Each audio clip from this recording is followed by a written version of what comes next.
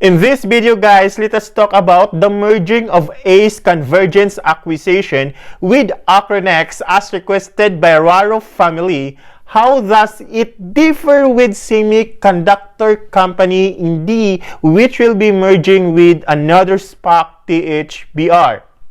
If you also have some stock that you want me to look at, just comment it below. But before we start in this video, consider to subscribe on this channel so we'll meet again on my next uploads. Don't forget also to hit that notification bell so you won't miss every upload that I have.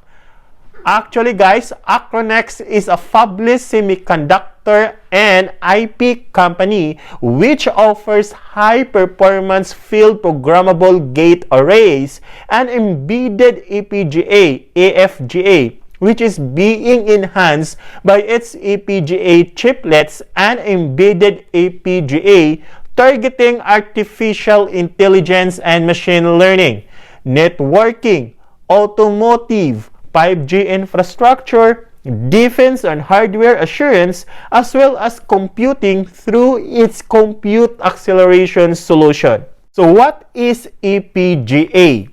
An FPGA is a hardware circuit that a user can program to carry out one or more logical operations.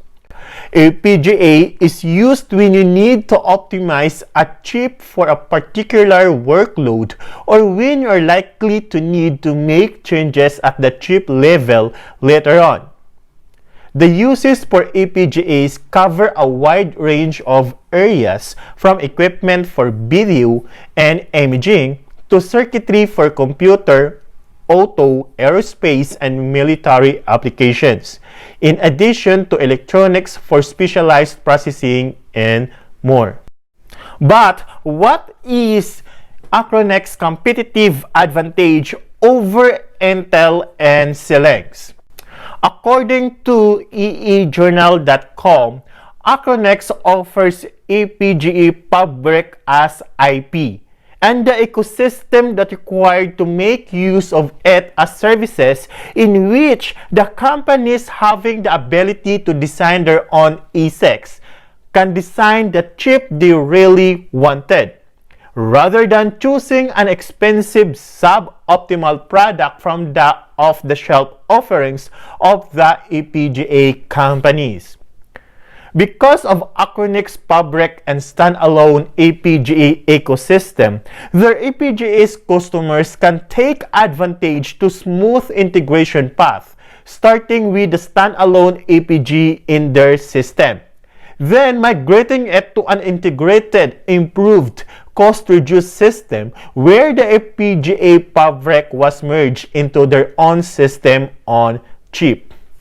In 2019, Acronex rolled out their flagship FPGA Speedster 70, a high-performance line aimed at AI and other demanding acceleration workloads with specs better than those of the NOC on Xilinx Versal devices. An array of new machine learning processors optimized for artificial intelligence and machine learning workloads, GDDRX interfaces, and 400G Ethernet and PCI Express Gen 5 ports. Accordingly, Speedster 70 is a solid competitor to the current flagship offerings from Xilinx and Intel. With that being said, Acronex is competing against chip manufacturers on semiconductor industry such as AMD, Xilinx, and Intel, which answers to Raro's question as how it compared to Indie. Somehow, Indie Semiconductor offers mixed system on chip for car manufacturer or original equipment manufacturer. That is, it is the supply chain from AMD, Xilinx, or Acronex, then go to the likes of Indie, then will go to OEM like Magna or Tesla or Neo Manufacturing. Okay? So, Indie empowers autotech revolution through autonomous connected car, user interface, and electrification, which, by the way, I have a video and I also own this stock, which you can get it on my content. In fact, Acronex had uniquely positioned itself in the automotive market as a supplier of embedded FPGA or EPGA IP. Being their SpeedCore EPGA IP allows automotive semiconductor suppliers to include a custom amount of programmable logic in their devices that allows for customization beyond they can do in a typical CPU or GPU.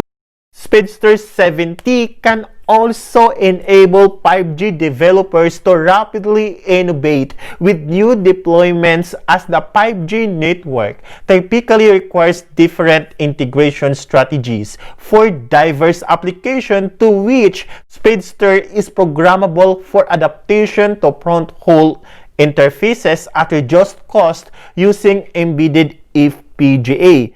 While Compute Acceleration Solutions Speedster 7T provides high-performance, power-efficient computational acceleration solution for defense, financial, medical, scientific, oil and gas, and life science applications such as machine learning, which actually now is an evolving industry. And what I love with the Speedster 7T, it can enable to perform Monte Carlo analysis in having high performance compute.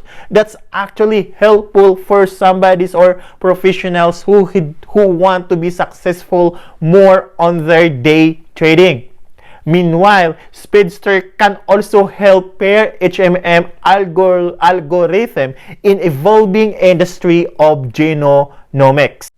While into defense and hardware, Acronex claims as the only company that offers high-performance, standalone EPGA and eFGA IP solutions for defense application, in which Speedster EPGA and SpeedCore EPGA IP incorporate advanced encryption and authentication security, eliminating the threats access from unknown locations, malicious software and IP, offshore IC manufacturing, and secure assembly and test and access to devices and storage.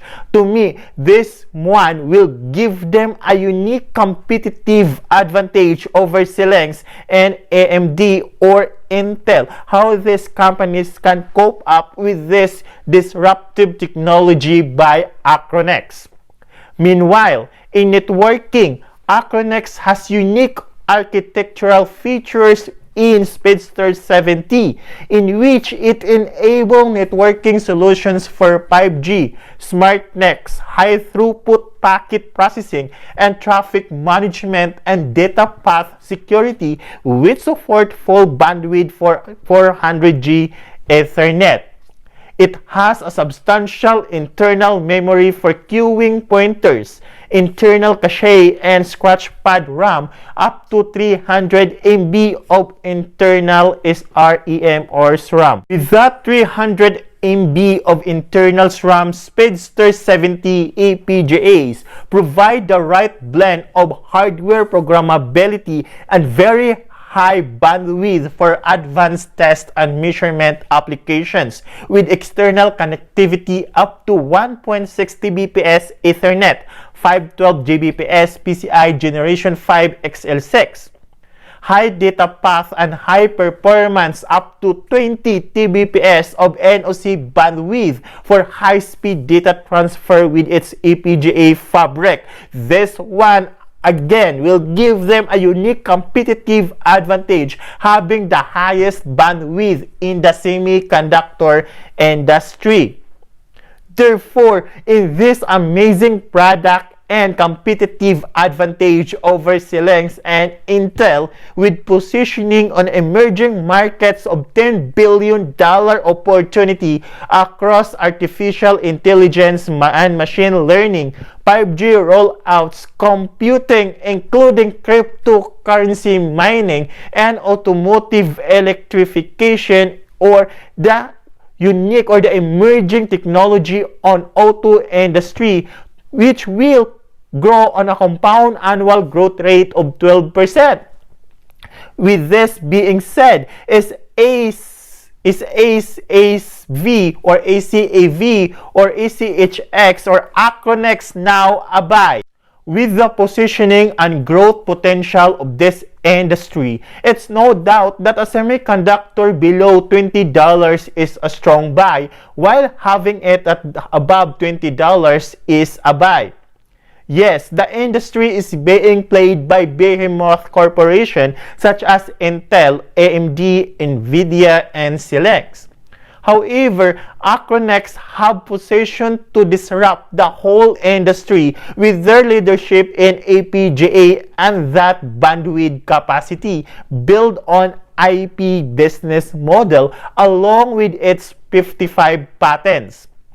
It has an estimated 2020 revenue of $105 million, which is amazing 8,400% growth compared to 2019's total revenue of $4.2 million, while having 79% gross margins compared to Intel's 56.5% for the last 12 months and Xilinx 69.8%. You see that, guys, this result, if attained or at least 90% attained, Wall Street analysts will in favor or will go over Acronex, giving a favorable rating, giving a high rating or price target, which is favorable to us retail investors. What is good also in investing with this stock, guys, as early as today, is their lock-up period of 1 year among its sponsor, executive officers, and directors, which minimize stock's volatility, henceforth a stable stock price. Notably, it also have an oversubscribed $150 million in fully committed common stock concurrent financing with ACE Equity Partners.